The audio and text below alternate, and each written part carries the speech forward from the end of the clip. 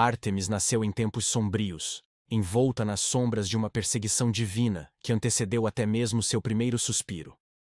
Filha de Zeus, o rei dos deuses do Olimpo, e de Leto, uma titânide graciosa, sua concepção foi um ato de rebeldia que provocou a fúria implacável de Hera, esposa de Zeus. Hera, movida por ciúme e orgulho ferido, lançou sobre Leto uma maldição terrível. Nenhuma terra firme, nenhum continente ou ilha, poderia acolhê-la para o parto. Com isso, Leto vagou, sozinha e grávida, pelas vastidões do mundo antigo, recusada por cada pedaço de terra sólida, acompanhada apenas pelo peso do destino que crescia em seu ventre. Após inúmeras recusas e longos dias de desespero e cansaço, Leto encontrou abrigo em um fragmento flutuante do mundo. A pequena ilha de Delos. Essa ilha, não sendo uma terra fixa por definição, burlava a maldição de Hera. Delos, rochosa e inóspita, tornou-se berço de uma deusa que carregaria em si os mistérios da noite e o eco das florestas. Quando Ártemis nasceu, não chorou. Seus olhos, abertos e atentos, refletiam a lua cheia que pairava sobre o céu.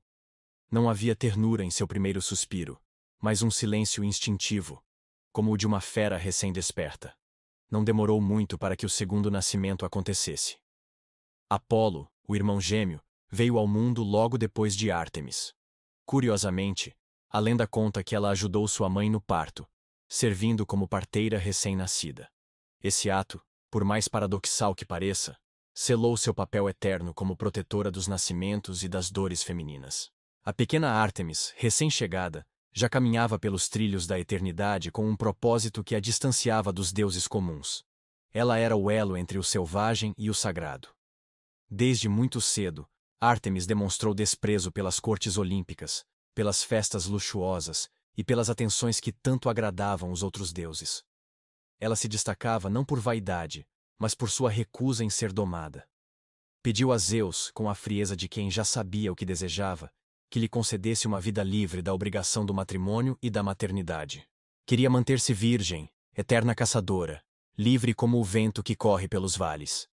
Zeus, curioso e temeroso do que aquela filha poderosa poderia se tornar, concedeu-lhe o pedido. Junto à sua liberdade, Ártemis recebeu de seu pai um arco de prata, flechas forjadas na luz da lua, um séquito de ninfas também virgens, e domínio absoluto sobre os animais selvagens, as florestas e todos os lugares indomados pela civilização. Não tardou para que ela deixasse o Olimpo, trocando as nuvens douradas pelas sombras úmidas das matas profundas, onde a luz do sol mal alcançava o chão, e o silêncio reinava como um oráculo invisível. Nos bosques densos, Ártemis construiu seu reino. Suas pegadas não deixavam rastro, sua respiração se confundia com a brisa noturna, e seu olhar, frio e cintilante, assustava até os predadores mais ferozes. As árvores a reconheciam como irmã. Os cervos se curvavam, os lobos a seguiam como soldados leais. Seu corpo era envolto em peles, suas mãos estavam sempre prontas para o disparo, e sua mente era mais afiada que suas flechas. Uma de suas histórias mais conhecidas revela sua intransigência diante da invasão de sua privacidade e pureza. Acteon, um caçador humano, teve o infortúnio de encontrá-la banhando-se nua em uma fonte sagrada. Ártemis, tomada por um misto de fúria e humilhação, não hesitou. Transformou-o em um cervo. Em um cruel jogo do destino, os próprios cães de Acteon, sem reconhecer seu antigo mestre, o despedaçaram. Assim era a justiça da deusa. Rápida, inflexível e simbólica. Não era apenas a luxúria que a deusa condenava, mas qualquer forma de desrespeito ao sagrado. Ártemis era o limite entre o humano e o indomável, a fronteira que não podia ser cruzada. Aqueles que ousavam ultrapassá-la eram punidos com severidade. Sua moral não era aquela dos homens, mas a da natureza ancestral, dura, exata e impiedosa. Outro episódio cruel em sua história envolve Níobe, a rainha de Tebas. Orgulhosa de seus muitos filhos, Níobe zombou de Leto por ter apenas 2. Enfurecida com a arrogância, Ártemis e Apolo desceram à terra como ceifadores. Apolo matou os filhos, Ártemis, as filhas. Níobe, devastada, fugiu até as montanhas, e ali, seu corpo petrificou-se. Desde então, dizem que sua estátua ainda verte lágrimas eternas, um eco do poder e da justiça da deusa caçadora. Ártemis não era adorada em templos grandiosos, mas em santuários secretos nas florestas, em clareiras escondidas, em cavernas onde a luz mal tocava o chão. Seus rituais eram antigos, quase primitivos, envoltos em silêncio e mistério. As meninas que a seguiam, conhecidas como ursas, vestiam peles de animais e dançavam em círculos sob a luz da lua. Seus corpos jovens passavam por ritos de dor e resistência, pois a deusa não tolerava fraqueza. Apesar de sua aparência jovem e graciosa, Ártemis era uma força ancestral. Seu olhar transpassava as aparências, e seu julgamento recaía não sobre palavras, mas sobre intenções. Sua frieza não era ausência de alma, mas uma conexão direta com o instinto primordial. Ela representava a liberdade feroz, o feminino indomável, a pureza que não é castidade, mas poder autônomo. Muitos tentaram cortejá-la, mas todos falharam. Órion, o gigante caçador, chegou perto de conquistar sua amizade, e talvez seu afeto. Mas a história entre eles é contada de formas diferentes. Em algumas versões, ele tentou forçá-la e foi morto por uma flecha sua. Em outras, Apolo, ciumento da aproximação, enganou Ártemis para que o matasse à distância. Seja como for, Órion virou constelação, eternamente perseguido pelos ventos do céu. Ártemis era também chamada nos partos, invocada pelas mulheres grávidas nos momentos de dor extrema. Sua presença era ambígua. Podia aliviar a agonia, mas também podia ceifar a vida.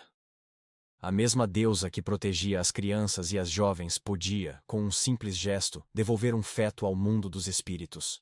Sua justiça não era moralista, mas simbólica, e nunca gratuita. Seu domínio se estendia à lua, à noite, às criaturas que rastejam no escuro. Ela era a guia dos que caminham no limiar entre mundos, senhora das fronteiras invisíveis, daquilo que não pode ser dito, apenas sentido. A cada ciclo lunar, sua energia mudava. Cheia, era força, minguante, era julgamento, nova, era silêncio absoluto.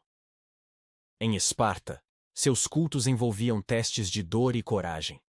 Jovens eram açoitados até sangrar como oferenda à deusa. Em Braurônio, meninas representavam ursos e passavam por ritos que marcavam a transição entre infância e maturidade. Mas não havia lugar para romantismo nesses rituais. Eram duros, reais, ferozes. Ártemis era deusa, mas também espelho da terra crua. Quando Agamemnon matou um cervo sagrado e ousou vangloriar-se de ser melhor caçador que a deusa, Ártemis paralisou os ventos. Sua frota ficou presa antes de zarpar para Troia. Para aplacar sua ira, foi exigido o sacrifício de sua filha, Ifigênia. No último instante, disse que Ártemis teve compaixão e salvou a jovem, substituindo-a por uma corça. Ifigenia tornou-se sacerdotisa em seu templo, servindo àquela que a tinha condenado e salvo no mesmo fôlego.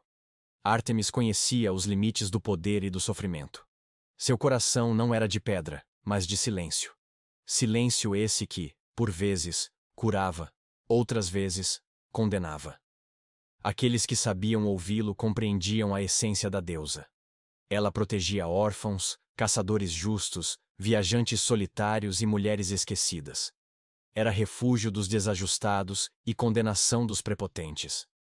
Seu nome era murmurado por bruxas, invocado em feitiços de proteção e vingança. Mas jamais gritado, pois sua presença era invocada com respeito, não com desespero. Seus olhos eram descritos como dois espelhos de prata. Quem os encarasse veria sua verdadeira face refletida, despida de máscaras e mentiras. Por isso, poucos ousavam fitá-la diretamente. Ártemis não morreu, nem envelheceu. Ela permanece, etérea, percorrendo as matas escondidas do mundo moderno. Os que escutam estalos sem vento, uivos ao longe, ou veem olhos brilhando na escuridão, sentem sua presença. Ela é a guardiã do que resta de sagrado na natureza. A centelha de selvageria que resiste dentro de cada um. A promessa de que há forças que não se curvam. Ártemis, a deusa da caça e da lua, não perdoa. Ela espera. Ela observa. E quando chega, não há aviso. Só o som seco de uma flecha cortando o ar.